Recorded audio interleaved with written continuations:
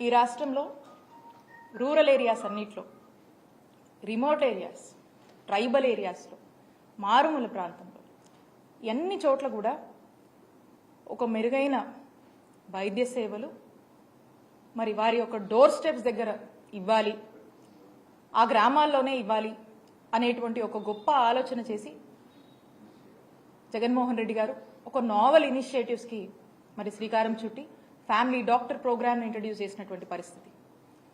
ఎంత గొప్పగా ఈ పథకము ఒక గొప్ప రిజల్ట్స్ని ఇచ్చింది, ఎంత చక్కగా కూడా ఈ రోజున గవర్నమెంట్ డాక్టరు ఆ గ్రామంలో ఉండి వైద్య సేవలు అందించడము, గవర్నమెంట్ డాక్టర్ ఈరోజు లేవలేనటువంటి పరిస్థితిలో ఉన్నటువంటి పేషెంట్స్ దగ్గరికి వెళ్ళి వైద్య సేవలు ఇచ్చేటువంటి ఒక గొప్ప కార్యక్రమం ఉచితంగా. మరి ఇలాంటి ఒక గొప్ప కార్యక్రమాన్ని మేము అధికారంలో ఉండగా తీసుకొచ్చాము. ఇది ఒక ప్రివెంటివ్ కేర్ మాదిరిగా, prevention is better than cure అంటే ఒక ఫస్ట్ ఎయిడ్ మాదిరిగా ఏదన్నా ఒక ఇష్యూ వస్తే ఆ గ్రామంలో అక్కడే మనకు పరిష్కారం దొరికేటువంటి ఒక గొప్ప కార్యక్రమంగానే మనం చూడొచ్చు. అంటే ఏదున్నా కూడా మన గ్రామంలోనే మనకు వైద్య సేవలు అందుతాయి, అవసరమైతే మనకి ఇంటికే వచ్చి డాక్టర్ చూసేటువంటి ఒక ఆలోచన చాలా గొప్పగా దీన్ని మేము ఇంప్లిమెంట్ చేశాం. ఇది ఎంతో మంది రాష్ట్ర ప్రజలకు మంచి వైద్య సేవలు అందించడంతో పాటు ఎంతో మంది ఆరోగ్యాన్ని కూడా కాపాడినటువంటి పరిస్థితి. మరి ఇలాంటి ఒక గొప్ప ఫ్యామిలీ డాక్టర్ లాంటి ప్రోగ్రామ్ మీద మీ స్టాండ్ ఏంటి? అసలు ఇది కంటిన్యూ అవుద్దా? దీని మీద మీ ఆలోచన ఏంటి అనేది ఈ ప్రభుత్వాన్ని నేను స్పష్టత ఇవ్వవలసిందిగా రిక్వెస్ట్ చేస్తా ఉన్నాను. అలాగే ఆరోగ్య సురక్ష అనేటువంటి ఒక కార్యక్రమం, ఈ ఆరోగ్య సురక్ష అనే కార్యక్రమంలో ఇందాక మనం మాట్లాడుకున్నట్టు ఫ్యామిలీ డాక్టర్ ప్రోగ్రాంలో డాక్టర్స్ వెళ్ళి గ్రామాలను చూస్తారు, ఓపీస్ కండక్ట్ చేస్తారు, అలాగే అక్కడే ఉచిత వైద్య సేవలు అందించడం, టెస్టులు చేయడము, ఇంకేదైనా ఉంటే రిఫరల్ ఏమైనా అవసరమైతే చెప్తారు. సో ఇక్కడ సూపర్ స్పెషాలిటీ వైద్య సేవల్ని ఈరోజు ఆరోగ్య సురక్ష కార్యక్రమంలో ఆ గ్రామంలోనే అందించినటువంటి పరిస్థితి. మరి ఈ సూపర్ స్పెషాలిటీ వైద్య సేవల్ని మనం అక్కడ అందిస్తే అక్కడి నుంచి అవసరమైతే మళ్ళీ రిఫరల్ కూడా మరి రికమెండ్ చేసేటువంటి పరిస్థితి.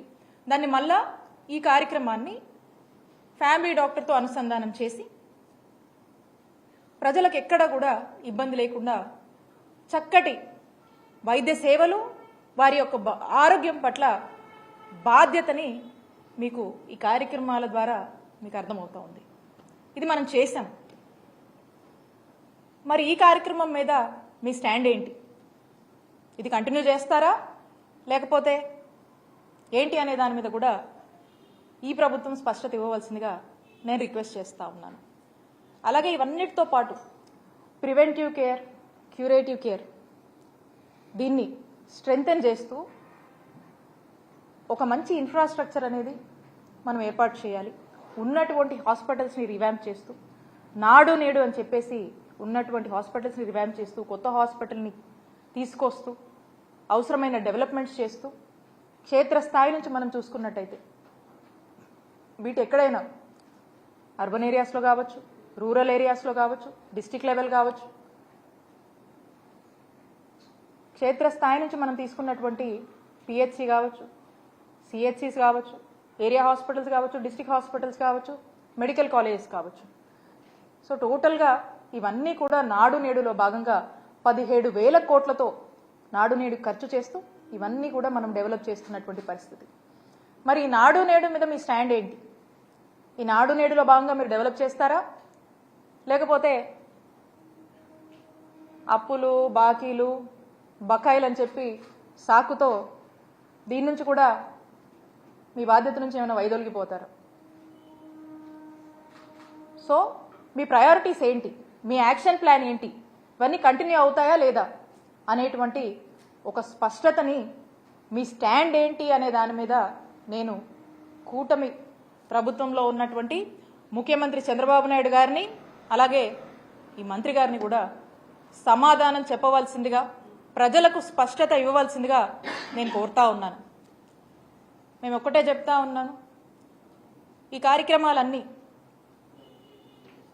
మా నాయకుడు జగన్మోహన్ రెడ్డి గారి నాయకత్వంలోని మా ప్రభుత్వంలో మేము మా సాయశక్తుల బెస్ట్ ఆఫ్ అవర్ ఎబిలిటీ అనేక సార్లు రివ్యూలు చేసుకొని అనేక సార్లు ఇంకేం చేయాలి, ఇంకేం చేస్తే బాగుంటుంది అని చెప్పేసి అనేక రివ్యూలు కండక్ట్ చేసుకొని ఒకటికి 2 సార్లు ఏదైనా ఒక స్కీమ్ ఇంప్లిమెంటేషన్కి వెళ్తుందంటే 1కి 2 సార్లు చెక్ చేసుకొని దాని ఇమీడియట్గా ఏదైనా లూప్స్ ఉన్నా ఏదైనా ఫ్లాస్ వచ్చినా కూడా వాటిని రెక్టిఫై చేస్తూ దానికి ఎంత బడ్జెట్ అవసరమైనా కూడా ఏమైనా సరే ఎక్కడ కూడా వెనకాడకుండా ప్రజలకు ఎక్కడంటి అసౌకర్యం కానీ ఇబ్బంది కలగకుండా మేము ఎంత కష్టమైనా కూడా ముందుకు వెళ్ళి ఇవన్నీ కూడా ఇంప్లిమెంట్ చేశాము. ఇదంతా కూడా ఒక రికరింగ్ సైకిల్, ఇదంతా కూడా ఒక రికరింగ్ ప్రాసెస్. సో కాబట్టి ప్రభుత్వంగా ఎప్పుడు కూడా మా హయాంలో మేము ఎప్పుడు ఈ బాధ్యత నుంచి మేము ఎప్పుడు కూడా ఇది మాదే ఈ బాధ్యత, ఇది మా టాపెస్ట్ ప్రయారిటీ, హెల్త్ మా టాపెస్ట్ ప్రయారిటీ, ఈ బాధ్యత మాది అని చెప్పి చాలా బాధ్యతగా భావించి మేమంతా కూడా చాలా బాధ్యతగా నడిపాము. మీరు కూడా ఇంకా ఈ సాకులతో వెళ్తే మనం ఏ స్పియర్లోనూ కూడా ముందుకు వెళ్ళలేము.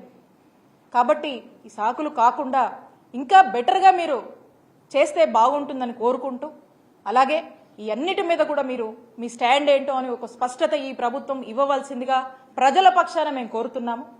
మేము ఒకటే చెప్తా ఉన్నాము, మేము మా నాయకుడు వైఎస్ జగన్మోహన్ రెడ్డి గారి నాయకత్వంలోని మేమంతా కూడా ప్రజలకు ఏ అవసరం వచ్చినా ఏ విషయంలో అండగా ఉండాలన్నా కూడా మేము అధికారంలో ఉన్నా మేము అధికారంలో లేకపోయినా కానీ ప్రజలతోనే ఉంటాము, ప్రజల పక్షానే నిలబడతాము, ప్రజల కోసం పోరాడతామని చెప్పి తెలియజేసుకుంటూ సెలవు తీసుకుంటున్నాను. Thank you. మేడం, మీరు ఇన్ఫ్రాస్ట్రక్చర్ అనేది సరిగా ఏర్పాటు చేయకపోవడం వల్లే ఈ రోజు అడ్మిషన్స్ చేయడానికి ఎన్ఎంసీ పర్మిషన్ ఇవ్వలేదు అనేది మంత్రి గారు చెప్తా ఉన్నారు. అలాగే టీచింగ్ ఫ్యాకల్టీ కూడా తగినంతగా మెడికల్ కాలేజీలో లేవు కాబట్టి ఇప్పుడు అడ్మిషన్స్ విషయంలో అయితే మాత్రం ఎన్ఎంసీ పర్మిషన్ ఇచ్చే విధంగా లేదు అనేది మంత్రి గారు చెప్తా ఉన్నారు. దీని మీద మీరే అంటారు? నేను ఇందాక నా మాటల్లో కూడా మీకు స్పష్టంగా చెప్పాను, మేము కొంత ఈ మెడికల్ కాలేజ్ కోసము కొంత యాక్టివిటీ చేశాము.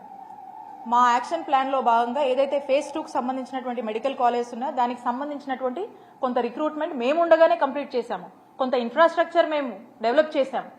ఇప్పుడు ఇంకా కొంత చేయాల్సింది ఉంది. ఆ చేయాల్సిన దాని మీద ఏమైంది, దాని మీద మీ యాక్షన్ ప్లాన్ ఏంటి, ఈ పాటికి అయిపోయి ఉండాల్సింది. మరి దానికి గల కారణాలు ఏంటి, దాని మీద మీ స్టాండ్ ఏంటి, అసలు మెడికల్ కాలేజ్ మీద మీ స్టాండ్ ఏంటని ఒక స్పష్టత ఇవ్వవలసిందిగా మేము కోరుతా ఉన్నాము. 0 వేకెన్సీ పాలసీ పెట్టుకొని దేశానికి ఆదర్శంగా రిక్రూట్మెంట్స్ చేసినటువంటి ఘనత జగనన్న ప్రభుత్వానికి దక్కింది. మిగతా స్టేట్స్లో వాళ్ళు కూడా ఇంత పెద్ద ఎత్తున మీరు రిక్రూట్మెంట్స్ ఎలా చేశారు అని చెప్పి మన స్టేట్కి వచ్చి అందరూ కూడా కొన్ని టీమ్స్గా వచ్చి మమ్మల్ని కూడా కలిసి మరి చాలామంది ఒక రీసెర్చ్ మాదిరిగా కూడా వచ్చి తెలుసుకొని పోయినటువంటి పరిస్థితి.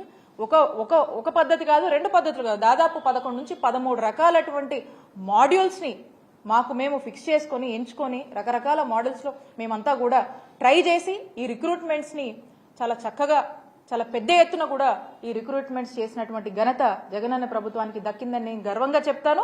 అండ్ మీరు అన్నట్టు మెడికల్ కాలేజ్ సంబంధించింది కూడా మేము ఆల్రెడీ చేశాము. ఇప్పుడు ఏమైతుంది, ఈ ల్యాగ్ ఏంటి, ఈ సంవత్సరం ఈ 5 మెడికల్ కాలేజ్ అందుబాటులోకి వస్తాయా రావా, తెస్తున్నారా తేవట్లేదా, ఏమైంది, ఎక్కడ డిలే అయింది, దీని మీద మీకు స్పష్టత ఇవ్వవలసిందిగా కోరుతా ఉన్నాం.